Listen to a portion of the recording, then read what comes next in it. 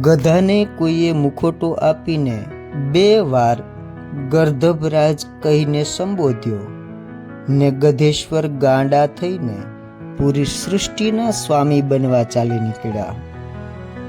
જ્યારે ઉકરડો જોયો તરત જ મૂળ વૃત્તિ અને અવકાત યાદ આવી ગઈ.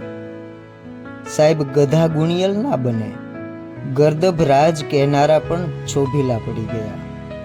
आखिर समझाई गયું, गधा गद्दा मिलने से जंगल का राजा नहीं बन सकता. वाकई औकात भूलनी नहीं चाहिए. અને એટલે જ કહી શકાય, જ્યારે વ્યક્તિ પોતાની વિચારધારા અને વિચારો અયોગ્ય વ્યક્તિના હાથમાં સોંપે ત્યારે અધઃપતનની શરૂઆત થાય છે.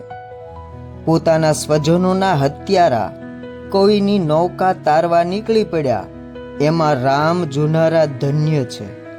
ધન્ય છે એના જનક અને જનેતા. મને તો એ જ નથી સમજાતું કે આવું શાને થાય છે. પણ ઓકાત ઠેકાણે તો લઈ જ જાય, એ સનાતન સત્ય પણ સ્વીકારવું જ જોઈએ. રાધે રાધે.